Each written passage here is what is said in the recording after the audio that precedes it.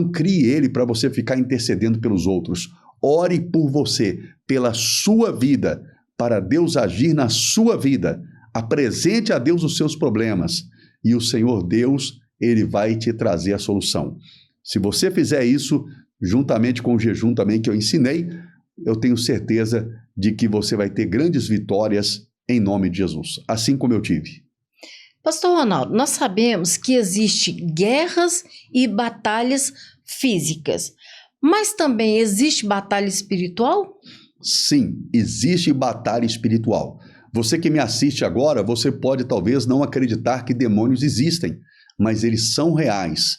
Os demônios existem e eles travam todos os dias uma batalha para destruir a sua vida. Por isso que lá em Efésios capítulo 6 fala que a nossa luta não é contra a carne e o sangue, mas contra principados, potestades, dominadores, forças espirituais do mal nas regiões celestiais. Um exemplo disso é o profeta Daniel, que ele começou a orar e jejuar durante 21 dias, e o anjo Gabriel aparece para ele e diz o seguinte: desde o primeiro dia que você começou a orar, eu saí ao seu encontro, mas o príncipe e os reis da terra fizeram guerra contra mim e eu não pude chegar, até que Miguel, o arcanjo, um dos primeiros príncipes, veio e me ajudou. E aí eu pude chegar com a resposta. Observe que ali tem uma revelação tremenda sobre a batalha espiritual. Daniel orava, porém a resposta não chegava, porque demônios, esses príncipes e esses reis da Pérsia, são os demônios que governavam aquela nação e escravizavam o povo de Deus ali na Pérsia. Mas quando Daniel ora e jejua, certo? O anjo mais forte, né, um arcanjo, vem e derrota aqueles demônios e o anjo pode chegar com a resposta de Deus para o profeta Daniel.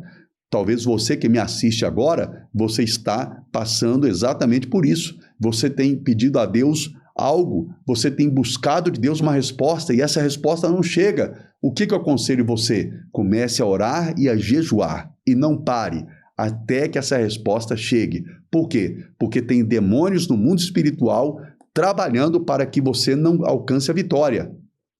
Mas se você derrotar esses demônios, a vitória vai chegar até você. Amém? Então a batalha espiritual existe. O maior interessado em fazer com que você não acredite que batalha espiritual não existe é Satanás. Sabe por quê?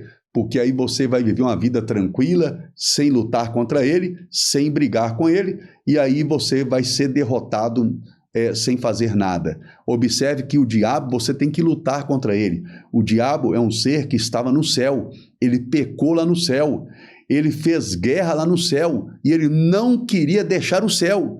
Ele pecou e a Bíblia diz que não havia mais lugar para o diabo no céu, e mesmo assim ele não queria sair do céu. Sabe o que aconteceu? Deus teve que fazer guerra contra ele lá no céu para expulsar ele do céu. Ou seja, o diabo, da mesma forma que ele não queria sair do céu, ele não quer sair da sua vida.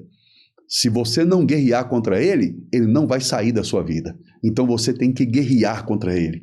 Assim como Deus expulsou ele do céu, você vai guerrear contra ele e você vai expulsar ele da sua vida. Por isso que a Bíblia diz, não deis lugar ao diabo. E a palavra do Senhor diz, resista ao diabo e ele fugirá de vós. Então tem que haver uma resistência. E essa resistência se chama batalha espiritual.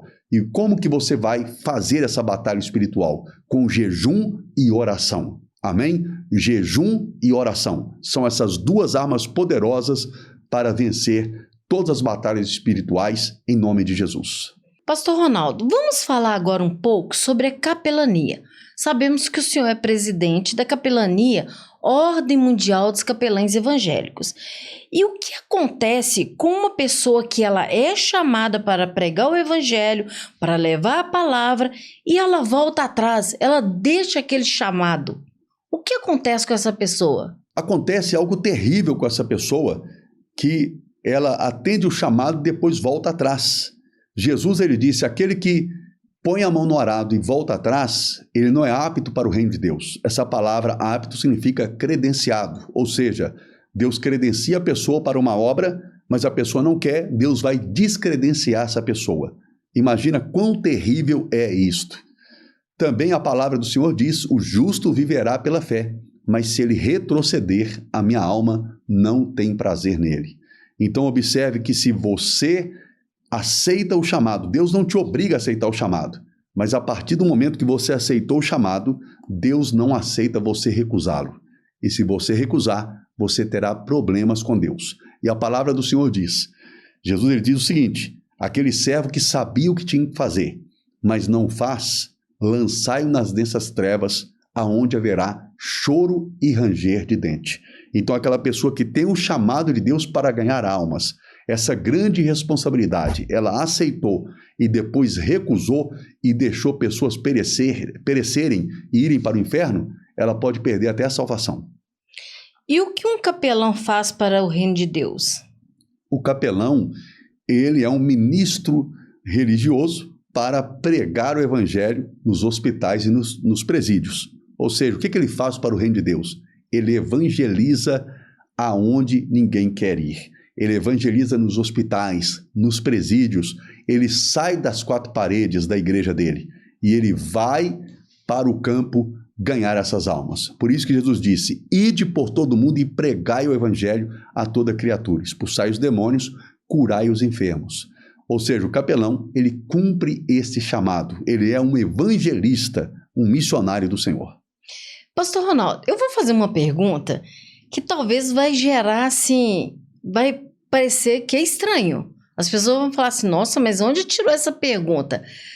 Deus, ele tem problemas? Sim, Deus tem problemas. Parece que não, né? Mas Deus tem. E um dos problemas de Deus é conseguir pessoas para ganhar almas. Por exemplo, Deus tinha um problema. Ele queria salvar a cidade de Nínive. O que Deus fez para resolver esse problema? Deus chamou um servo dele chamado Jonas. Mas Jonas, ao invés de resolver o problema de Deus, que era salvar a cidade de Nínive, evangelizar aquela cidade, vamos dizer assim, né? Pregar a palavra do Senhor ali naquela cidade, o que Jonas fez? Ele fugiu do chamado, criando outro problema para Deus. Então, quando você não atende o chamado de Deus na sua vida, que você um dia aceitou, você cria um segundo problema para Deus. E Deus vai criar um problema na sua vida também por causa disso. Foi o que ele fez com Jonas. Jonas não aceitou o chamado, recusou, não queria ir, criou um problema para Deus e Deus criou um problema para ele, que fez ele parar dentro da boca do grande peixe e afundar lá para o abismo. Até que lá no abismo ele se arrependeu e ele clamou ao Senhor e aí Deus ordenou ao peixe que lançasse Jonas na praia naquele momento. Pastor Ronaldo, vamos falar um pouco sobre os animais.